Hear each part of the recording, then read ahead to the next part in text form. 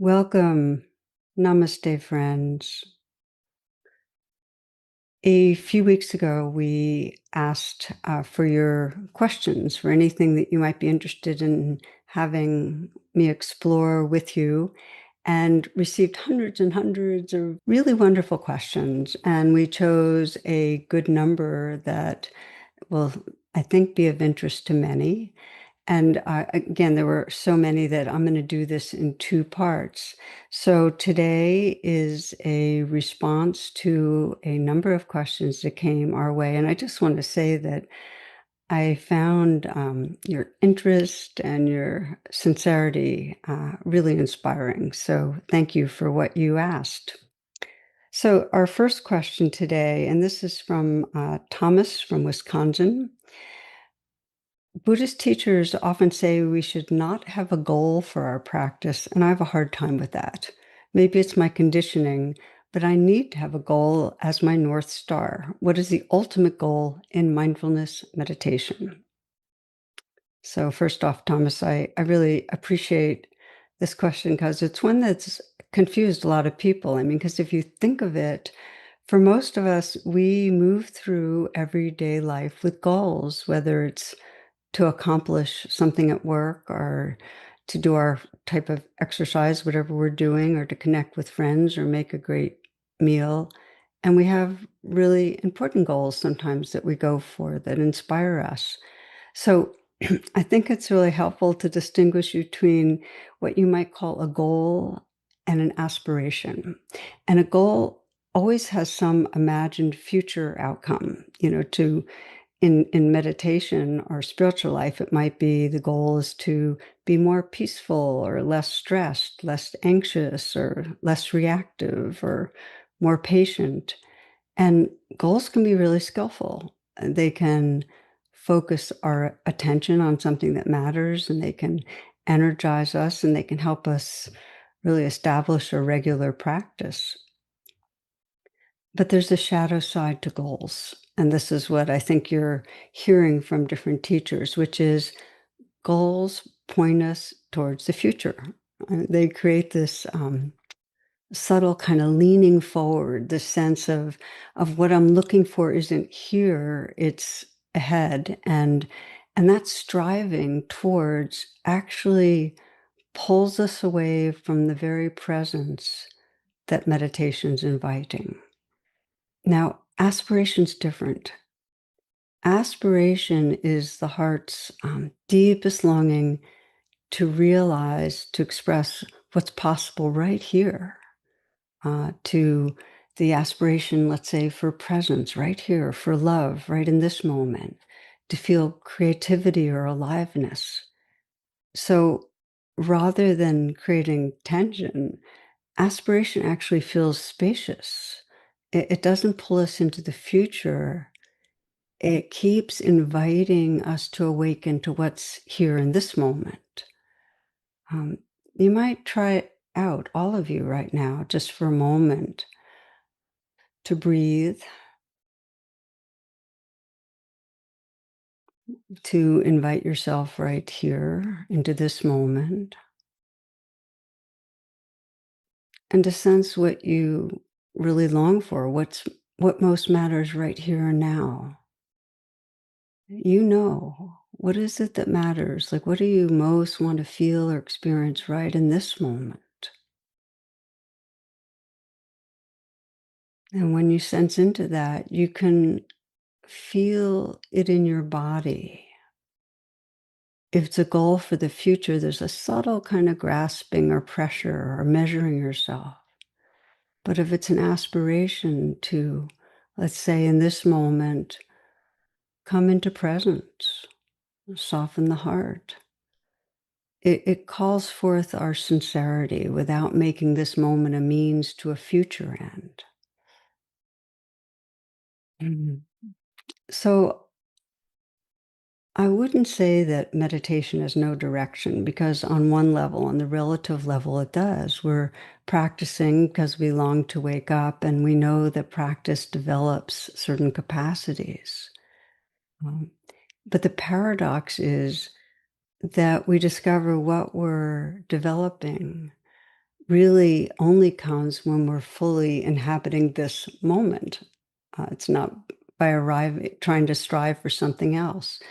So I think of it as aspirations, the voice of our awakened presence or awakened awareness calling us home. Aspiration is calling us home. And when we're in touch with it, we truly feel more here, more at home in who we are. So I hope that's helpful, distinguishing between goals and aspiration. Okay, our next question. This is from Sarah from North Myrtle Beach, South Carolina, who writes, after all your years of teaching mindfulness and compassion, what is the most important thing you'd want me to remember when fear and anxiety take over? So first, I want to say that's a great way to frame a question. What's the most important thing after all these years? So I'm going to keep it simple. When fear or anxiety take over, the most important thing I remember is just to say, it's like this right now.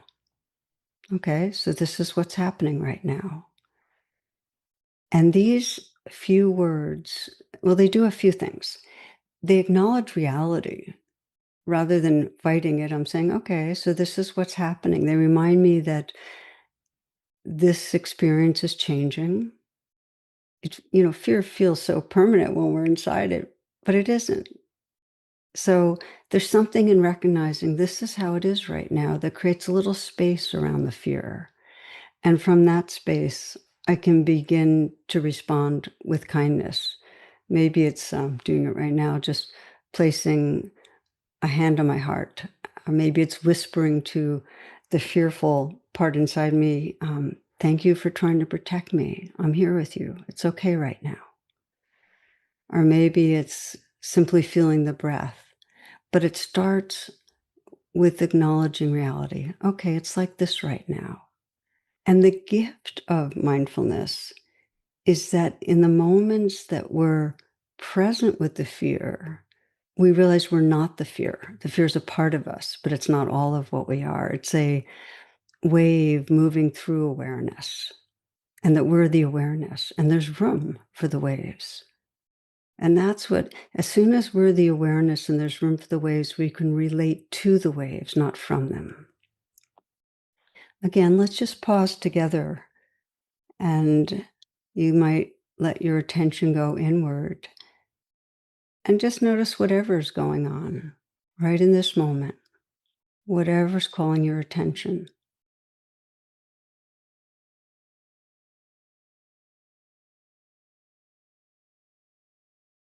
And just try on that simple phrase, it's like this right now. Whatever's here, this belongs, like waves in the sea. And notice that you can be more the witness, the awareness that includes this changing life. And there's more space, there's more freedom with that. Okay, thank you again for that question. And this next one is from Amy from Australia. Where do you begin when shame and self-hatred run so deeply that even just the idea of self-compassion feels repulsive and undeserved? So hi, Amy, and I appreciate this question. I chose it on purpose because so many people experience this, and this is exactly the place that for many that the path begins. That when shame and self-hatred run really deep, even the idea of self-compassion, it can feel false, undeserved, like kind of like a travesty. So first I want to share that I have known these moments in my own life. And the beginning of healing was not trying to force compassion. It was simply recognizing that I was hurting because we are. When we are hating ourselves, we're hurting. It's like saying, ouch, this hurts. This is suffering. And if you can do just that much, again, this is really meeting what's happening and seeing it as reality. This hurts. It's not self-pity. It's naming a truth of what's here. This hurts. And what I found was if I could do that, then I could try to imagine, to view my life from a larger perspective, from the eyes, for me, of what I sense as the Divine Mother. For others, it might be God or Jesus or Great Spirit or a beloved teacher or an ancestor, someone who does love you and you trust. It doesn't matter so much who or what it is. What matters is finding a perspective that's larger than the perspective of the self-hating ego. I hope that makes sense. Just find another larger perspective. And I know for myself that when I had to keep practicing it, but when I practiced looking through the eyes of the beloved at my small hurting self, I could begin to see more truth. I could see that what I hated about myself didn't appear out of nowhere. It had been shaped by conditioning, by family, by culture, by life experience. It wasn't intrinsic, it was shaped. And I could see that beneath all that conditioning was a being who was hurting and who longed to love and be loved. And that was really important. When I could see, oh, this is a hurting being who's longing to love and be loved, then I started feeling more tenderness.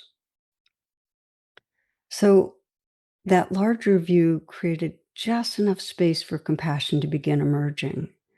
And it wasn't because I tried to make it happen. It was because I wasn't completely identified with the voice of shame.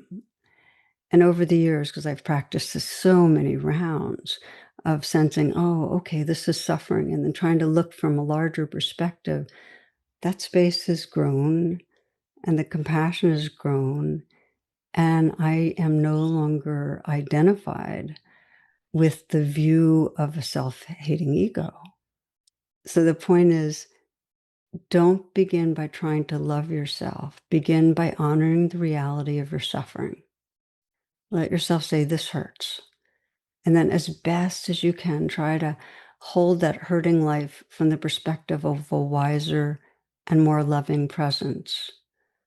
Because in time, you'll find that you are that wiser and more loving presence, that that's truly who you are. Okay, again, I appreciate the question. This next one is from Becky from Cornwall, UK. How do we reconcile with our wrongdoings in word or action, our absence of action, absence of presence, when the moment needs our presence so much? How do we find peace with this without deep shame or crippling guilt? Now, this is a really important one because most of us have caused harm through our words or actions, times we weren't present. And not forgiving ourselves is such a painful place to be. I often think of the psychiatrist Carl Menninger. He said if he could convince people in the psychiatric hospital he worked that their sins were forgiven, he said 75% would walk out the next day. And whether or not that's an accurate number, the point is there that our suffering is really bound in that sense of not forgiving ourselves. So first, there's a reason we withhold forgiveness. I mean, for anyone that's listening that feels like you're not forgiving yourself, just ask yourself, what bad might happen if I forgive myself? What am I afraid would happen? You know, just ask. Because if we really look deeply, it feels risky. We're afraid if we forgive ourselves, we'll stop caring about changing. We'll stop growing. We'll somehow rather excuse what we've done. And in some way, I think there's a belief that if we punish ourselves enough, and someday in some way, we'll be redeemed. But in actual experience, that's not the way it works.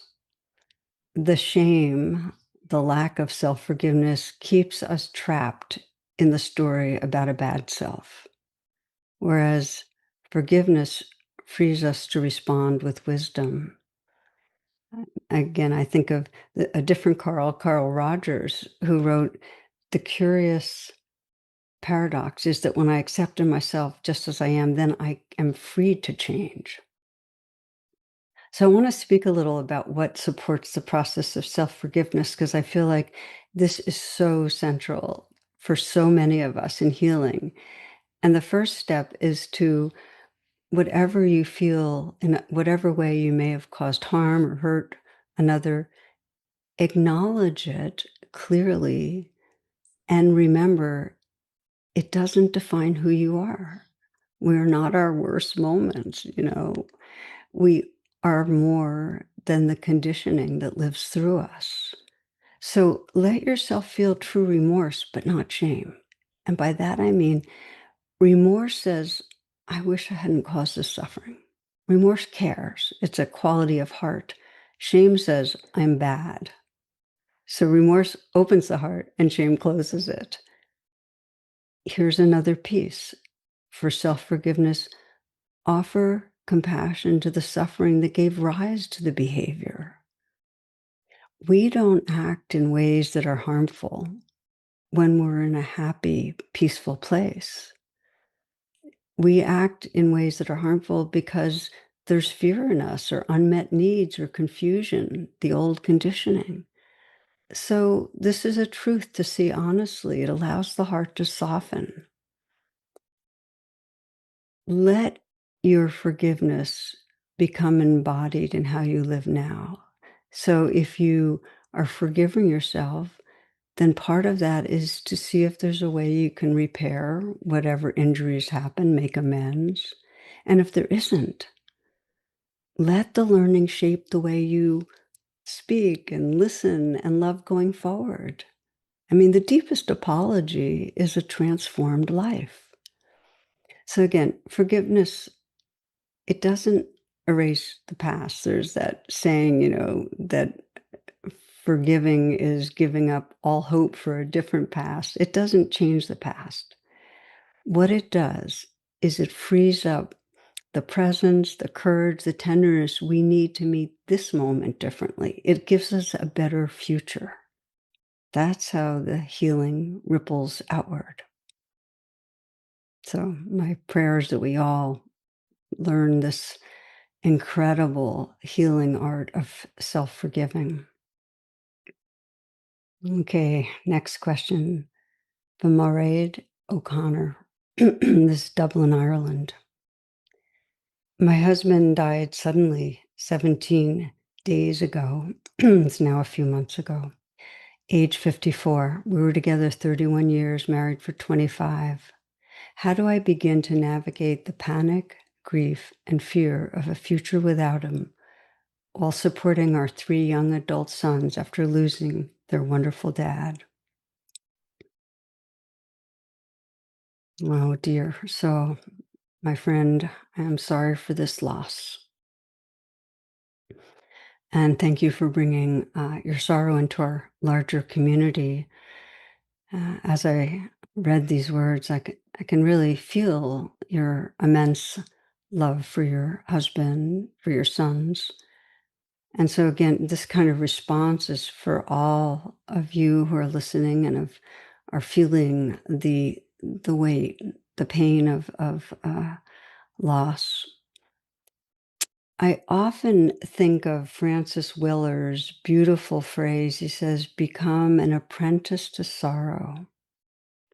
I think it's so powerful that for you, for all that are feeling this, this may be the time for allowing the deep pain of loss to move through and really tending in a conscious way as gently as possible, with as much presence as care, to whatever the forms of grief, whatever ways it takes, to allow it, to offer care. It's such a organic process. We want to create boundaries around it, how it should be. The waves, whether it's panic or fear or numbness or longing or anger or despair, it's not a sign of anything wrong. It's the heart's natural response to loving so deeply. So I hope you'll give yourself the time and space to really honor the loving by letting the grief live through you. Because the truth is, you would not be grieving in such a full way if you didn't love in such a full way. And sometimes the pain can feel really overwhelming. And many people discover over time that the love itself never leaves. It just continues to live in and through them. As for your sons, I hope you'll trust that they too will have their own unfolding journey with grief. They have to have their own journey with grief. Your greatest gift to them is not to carry their sorrow as well as your own, but to continue loving them and allowing yourself to grieve together, each in your own way. So, dear one, and this is again for all of you, this is a time to meet whatever's moving through you with the deepest tenderness you can. And for you, Mariade, I just want to say that I'm holding you and your sons and your beloved husband in my heart and prayers. Maybe I'll add that if it would serve you to be more in an engaged community exploring, because so many of us go through this processing loss and grief this fall. I think it starts in October. I am offering a program on loss and grief and timeless love. And if you're on the mailing list, you'll see it, and you're, of course, quite welcome to be part of that. Okay, Joe from St. Thomas, Ontario. Joe writes, I have bulbar ALS and deal with panic attacks and depression. How can I use mindfulness to deal with these issues and calm myself as I deal with the disease, grief, and fear of dying? Again, I'm really sorry. And I speak to you, I speak to all who are feeling the sense of mortality right there and all that that brings up. I know something of the depth of difficulty you're living with. And I love your question because it tells me you sense the possibility of deepening presence, even in the midst of so much fear and grief. And as you probably know, mindfulness won't necessarily make the panic or sadness or fear disappear. It can profoundly transform your relationship to them. And again, what you can do is gently recognize just what's here. So there's fear. Okay, it's like this right now. There's grief. It's like this right now. Uncertainty. It's like this right now. Just this right now. And see if you can meet the waves with that tender, curious awareness rather than feeling completely possessed by them. Mindfulness helps you become more fully present also for the moments of beauty and love, of gratitude, of mystery that do continue to move through this precious life. They're here. So let your deepest intention be to meet whatever arises with kindness. As you rest more and more in the awareness that's witnessing this living and dying world, you'll discover that what you most deeply are is not limited to this changing body or passing experience. More and more, you can rest in the love and the light of your true nature. And then you can honor this life even as it changes. So again, while I'm responding to your particular question, Joe, this is for all of us. I often think of it like we're learning how to die. And by that, it's not It's not a morbid thing. We're learning how to let go of what naturally passes, including these bodies. And the possibility is in that letting go, in that open-handedness, that we find what I call true refuge, which is that our home is in the formless awareness, the timeless heart space. That's who we are. That's our home. And then we can cherish and allow this world to come and go. So many blessings. Wishing you well. Nancy, this is Weston, Massachusetts. She writes, what is your understanding of the relationship between a serious meditation practice and the ability to actually heal the neurobiology of trauma? I've practiced for 30 years alongside therapy, yet the capacity of the trauma wiring in my brain body to dysregulate me for extended periods remains. So thanks, Nancy, for bringing this in. It's something that I think many people experience, and there's so much trauma in our society. So over the decades, I have seen a wide range of ways that meditation, usually alongside good therapy, can impact the experience of trauma. And as I just said, it's not uncommon for dedicated long-term practitioners to continue to have periods of dysregulation. I think one of the misunderstandings is that healing necessarily means that those trauma responses disappear. Uh, Sometimes they do soften significantly over time, and sometimes they remain a part of our conditioning. What meditation most reliably transforms is not those reactions as much as our relationship with them. And this is again and again the superpower of meditation. Um, Fear, confusion, panic, it can still arise. And it can be really unpleasant and it can sideline us. I'm not in any way minimizing how terrible it can feel. But here's the thing, there's increasingly an awake presence that knows what's happening. Increasingly, an awake presence that goes, okay, it's like this, that's witnessing. And with that, this growing capacity to regard what's happening with some compassion rather than believing it's defining us. And that shift is profound. That shift is profound. There's more trust the state will pass, more freedom from believing, instead of believing this is who I am, that this is moving through me. So as I've mentioned, we're more resting in this refuge, this loving awareness that's larger than the trauma. I also want to say that I've seen people experience remarkable healing in their nervous systems. Where I've witnessed the deepest transformation, it's rarely been through meditation alone.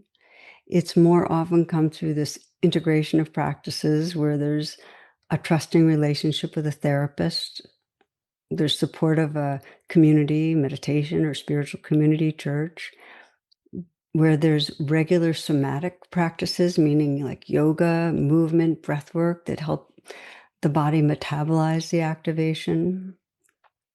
And for many, some form of prayer or communion with what's experienced as the sacred, God, the beloved, the divine, but some form of prayer.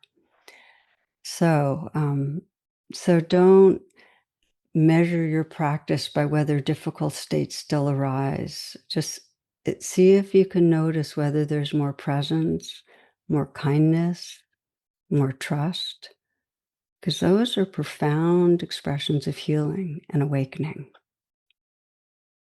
So the next question was from Laura, St. Louis, Missouri. How do you distinguish between healing that needs to begin with somatic practices and what needs to begin with changing thought patterns? That's a really interesting and useful and practical question.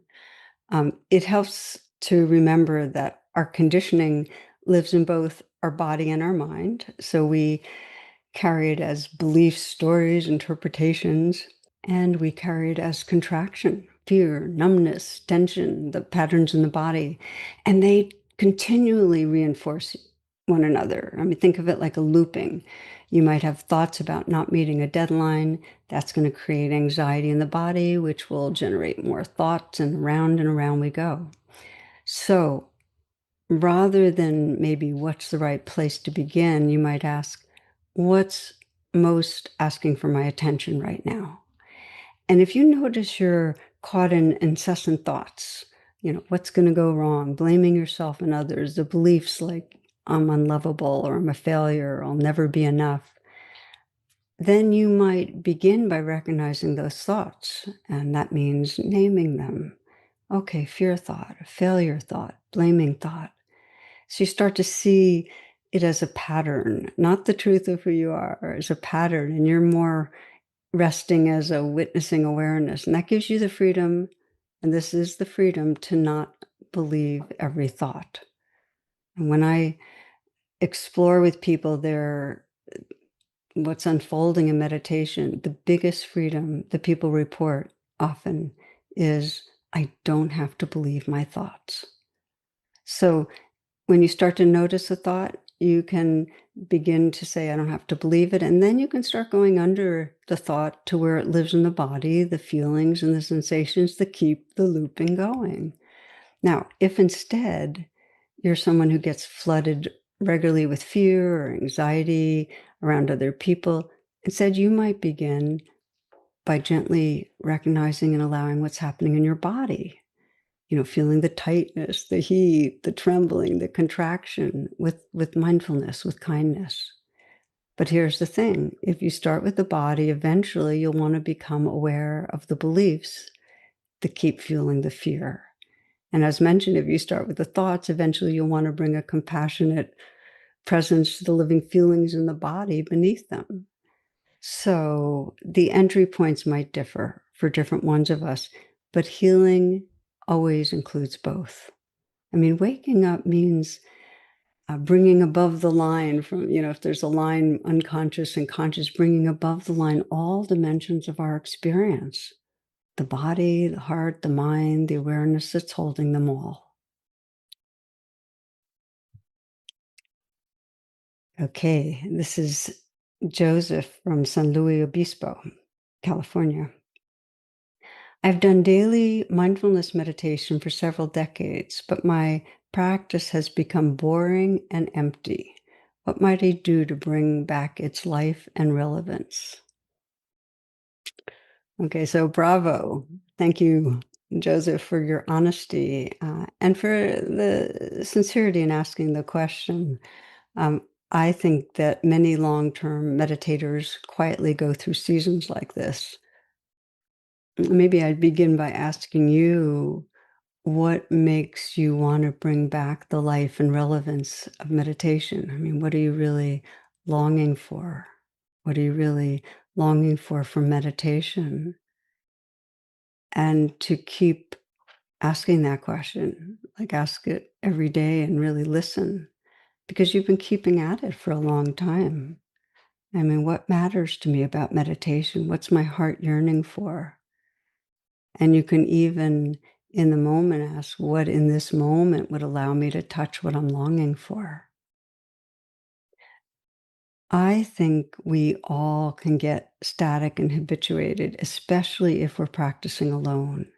So one of the things that can bring alive meditation is to practice with others. It could be one person or a few people. And if you can't practice directly with others, at least explore your practice with others. Find out from others, how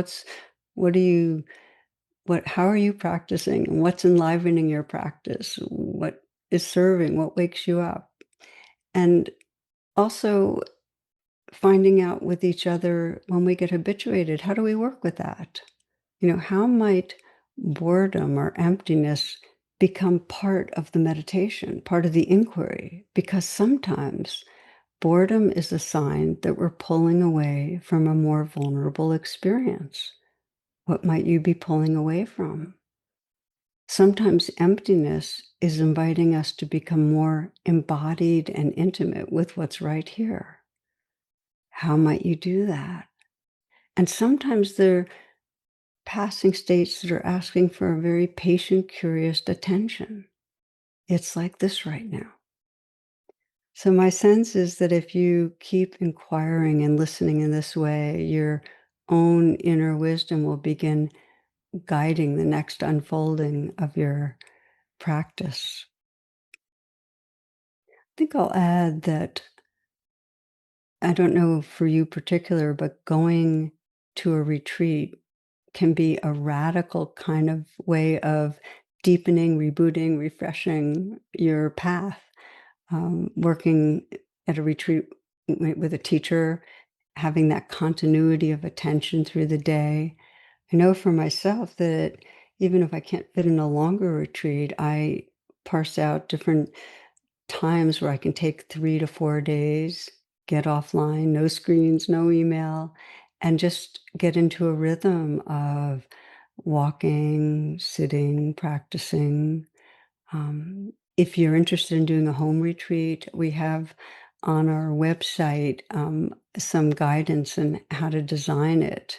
And just enter in home retreat on the bar, and it'll take you, that'll be the first thing you'll see is designing a home retreat. Okay, I think this is our final question for today. And this is from Nellie from Hungary.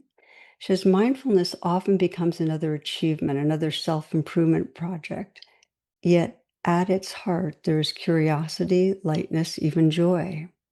How do you keep playfulness alive in practice and in teaching without it becoming shallow? Where is the line between lightness and avoidance? So thank you. I love this question because it's about meditation, it's about life. Mm. I think of Hafiz, the poet, who says, "What is this place, this world? A playground. Why are we all here? To play." So you probably know, that whole understanding that life is not a problem to be solved. It's a mystery to be lived. And it is so easy to move through the day as if we're trying to overcome obstacles or we're trying to make progress in our self-improvement project and, this continual self-evaluation. So it's no surprise that we bring that same attitude to meditation. We think we should always be improving, that we're trying to get somewhere, we're measuring how our practice is going, and we're taking ourselves very seriously. You may remember G.K. Chesterton, who says, "Angels fly because they take themselves lightly." Okay, so we forget that a lighthearted spirit serves freedom and it expresses freedom. I mean, there are many beautiful qualities of the awakened heart. They include curiosity, a freshness, a lightness, a playfulness, a humor. And that's what naturally arises when we meet each moment with an open and friendly presence.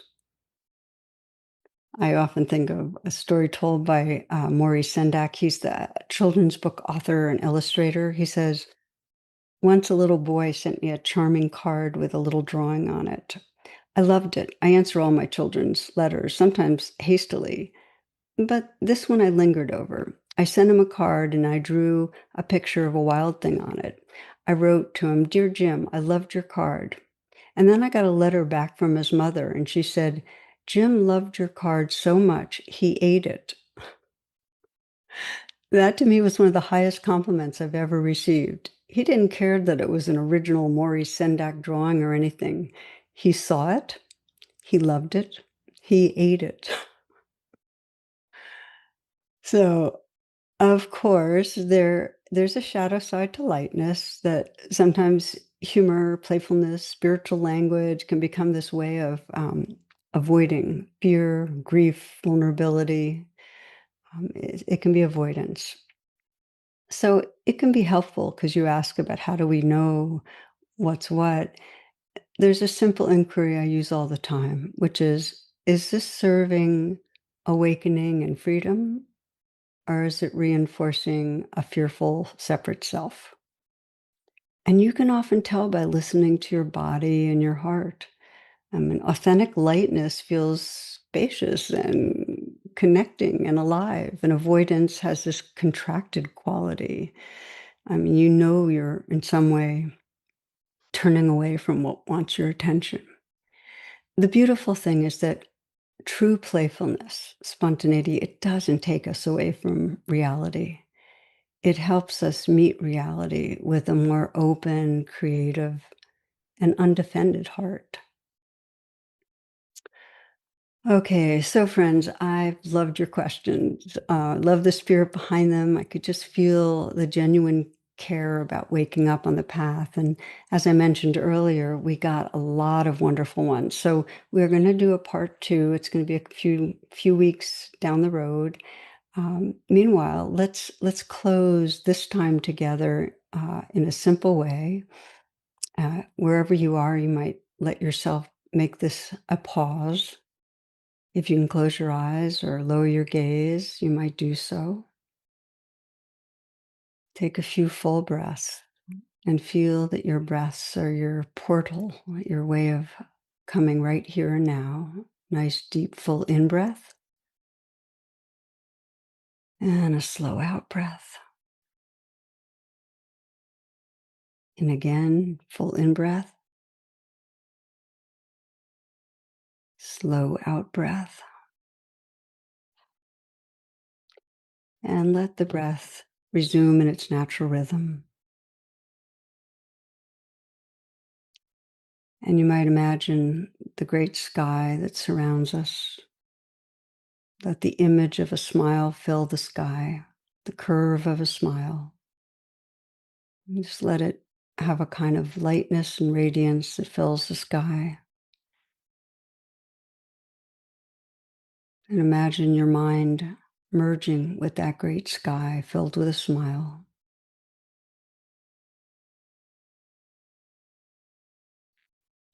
Let the eyes be soft, the outer edges of the eyes smiling, the brow smooth, a slight smile at the mouth. Feel the inside of the mouth smiling.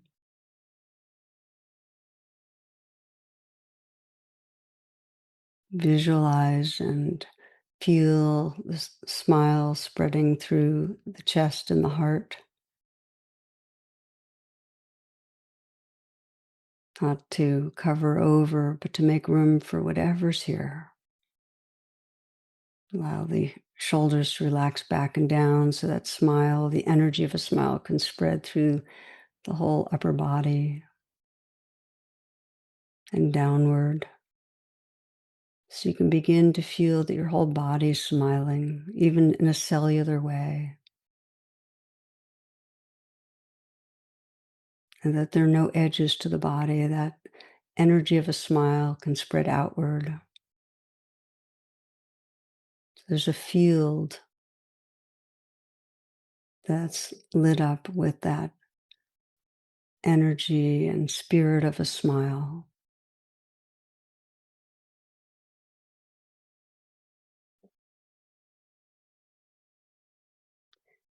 The poet Rumi writes, I smile like a flower, not only with my lips, but with my whole being.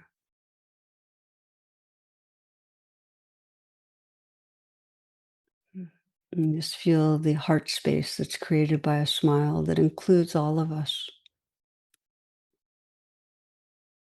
Undefended, open, luminous, warm.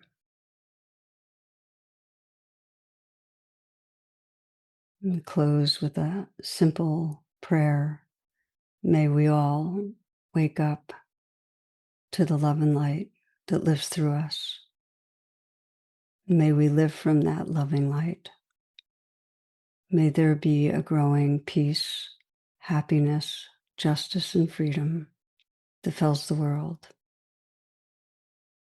May all beings everywhere be loving, awake, and free.